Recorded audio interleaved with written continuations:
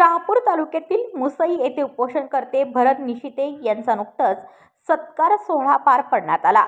या सत्कार सोहळा प्रसंगी कार्यक्रमाचे व्याख्याते ॲडव्होकेट रोशन पाटील, विकी कदम, कुणबी समाजोन्नती संघ शाखा शहापूरचे अध्यक्ष ज्ञानेश्वर चंदे, केशव करंसर, वामन कुडव, तुकाराम म्हसकर, उपस्थित मान्यवर, ग्रामपंचायत सदस्य व ग्रामस्थ यांच्या हस्ते महापुरुषांचे प्रतिमा पूजन व दीप प्रज्वलन करण्यात आले। भगवान कुडव यांची कार्यक्रमाचे अध्यक्ष म्हणून निवड करण्यात आली। कार्यक्रमाला सुरुवात करताना प्रसिद्ध गायक भजन सम्राट विलास बुवा कुडव व पथक यांनी ओबीसी चळवळी विषयक आणि उपोषणकर्ते भरत निशिते यांना सन्मानित करण्यासाठी भरतासारखा योद्धा जन्मा यावा व इतर स्वरचित गाणी गायली। कार्यक्रम प्रसंगी उपोषणकर्ते भरत निशिते, वालशेत ग्रामस्थ व कुणबी समाजोन्नती संघ मुंबई शाखेला सन्मानित करण्यात आले। सन्मान स्वीकारताना भरत निशिते, कुणबी समाजोन्नती संघ मुंबई शाखा शहापूरचे कार्यकारिणी सदस्य प्रकाश पाटील सर यांनी आपले मनोगत व्यक्त केले। कार्यक्रमाचे प्रमुख वक्ते म्हणून ॲडव्होकेट रोशन पाटील, प्रदेशाध्यक्ष, शिवराज्य संघटना लाभले। त्यांनी आपल्या बहारदार शैलीमध्ये उपस्थितांना मोलाचे मार्गदर्शन केले। सदर कार्यक्रमासाठी ॲडव्होकेट सेवक कुडव यांनी सूत्रसंचालन आणि कार्यक्रमाच्या शेवटी जयवंत कुडव यांनी आभार प्रदर्शन केले। तसेच निलेश कुडव, राहुल कुडव, मुकेश पटवळ, राजेश कुडव, रविराज कुडव, योगेश कुडव, मनोज किरपण, सचिन दिनकर, चिंतामण दवणे, महेश वरकुटे, मोहन वरकुटे, वसंत भोईर, विलास बुवा कुडव, यशवंत दिनकर, गणेश फरडे, राम चन्नेसर, मंगल कुडव, आत्माराम कुडव, दशरथ सापळे, प्रवीण कुडव, अमोल दळवी, अभय सापळे व सर्व ग्रामस्थ यांनी विशेष मेहनत घेतली। जय ज्योती, जय क्रांती, जय भीम, जय संविधान। मी भरत निशिते, मुक्काम वालशेत, तालुका शहापूर। उपोषणला बसलोय खरी, पण उपोषणाचे महत्त्व काय हे बहुसंख्य लोकांना माहिती नव्हते। पण तसं 5 दिवस झाले, त्यानंतर बऱ्याच लोकांना त्या गोष्टीचं आवर्जून माहिती होत गेली। तुकोबांच्या अभंगातून भेदाभेद अमंगलम हाय असे मूळ सांगणारे, म्हणजे उच्च वर्णांचे रोज सहन करणारे जगद्गुरु तुकाराम महाराज, 4 वर्ण आणि जमीनदारांना, वतनदारांना सुरुंग लावणारे कुलवाडी भूषण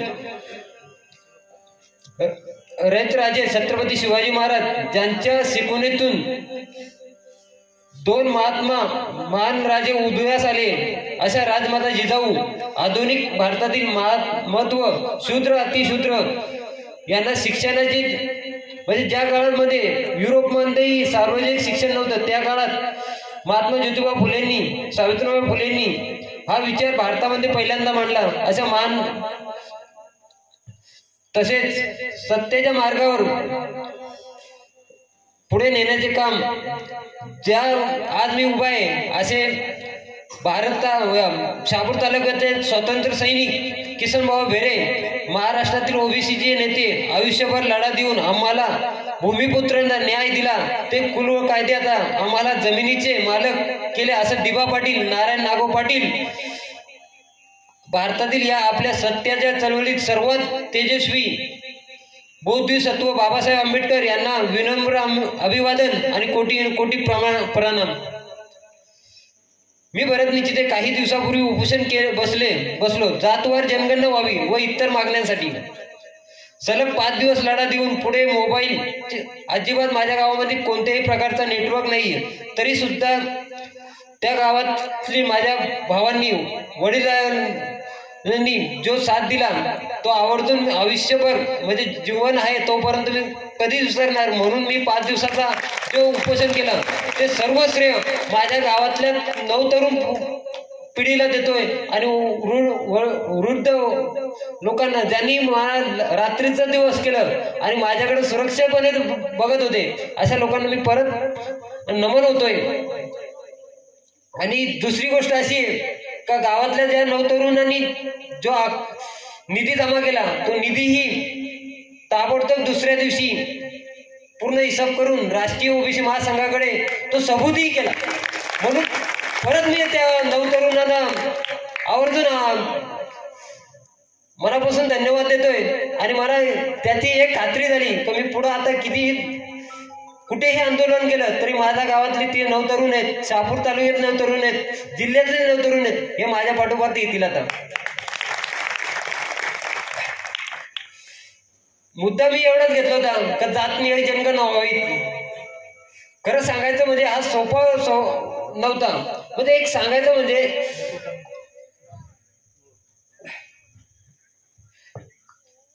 आजही भारतामध्ये बघितलं गेलं जनगणना होते, SC ST जे होते, ओबीसींची फक्त होत नाही. याचे कारण बघितलं गेलं तर 1931 ची जनगणनेचा आकडा आपण पकडतोय. म्हणजे त्याच्या अगोदर भारतातली म्हणजे ब्रिटिश असताना आपली जनगणना म्हणजे 15 वेळा झाली, परंतु भारत स्वतंत्र झाल्यानंतर जनगणना 15 वेळा झाली. त्या 15 वेळा जनगणनेमध्ये आमचा हक्काचा जो कॉलम पाहिजे तो आजपर्यंत ज्या कोणत्याही सरकारने दिला नाही. तर ही खंत कुठेतरी मला वाटत होती आणि या खंतेतूनच अनेक विचारवंतांशी मी चर्चा करत होते. त्यातले आवर्जून मी काही नावं घेतोय. विजय कोळसे पाटील यांचं नाव बऱ्याच जणांना माहिती नसेल. जस्ट काही महिन्यापूर्वी त्यांचं निधन झालं.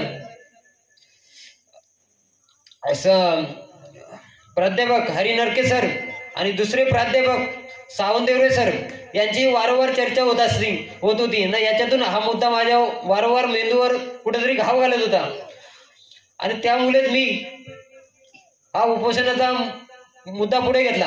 परंतु भारत सरकार करत नाही, पण बिहारच्या धर्तीवर झालं जनगणना, पण महाराष्ट्र सरकार का करत नाही. त्याही पलीकडे गेलो बिहारच्या धर्तीकडे तर तामिळनाडूचं उदाहरण म्हणून घेतलं पाहिजे.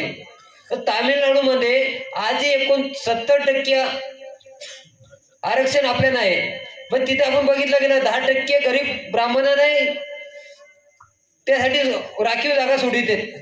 परंतु ओबीसींना महाराष्ट्रामध्ये इतर राज्यामध्ये 50%ची मर्यादा का आणि कशासाठी ही आम्ही विचार केला पाहिजे.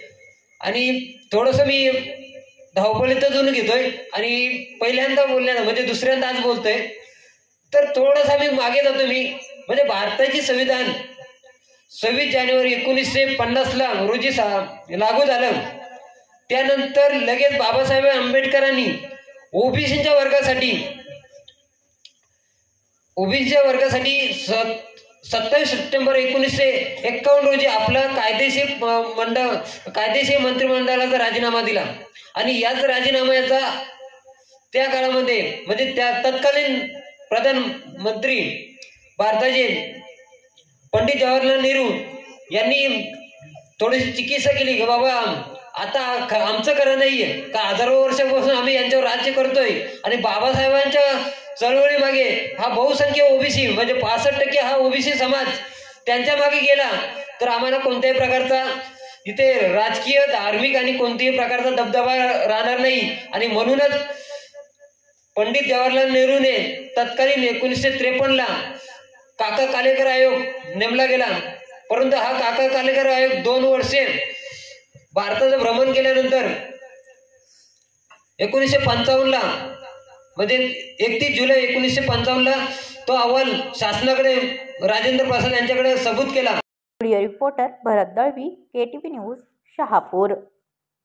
आपल्या परिसरातील बातम्या आमच्यापर्यंत पोहोचवण्यासाठी स्क्रीनवर दिलेल्या क्रमांकावर संपर्क साधू शकता. दूरध्वनी क्रमांक 9833235011. त्याचप्रमाणे अधिक माहितीसाठी स्क्रीनवर दिलेल्या KTV न्यूजच्या ईमेल ID वर देखील संपर्क करता येईल.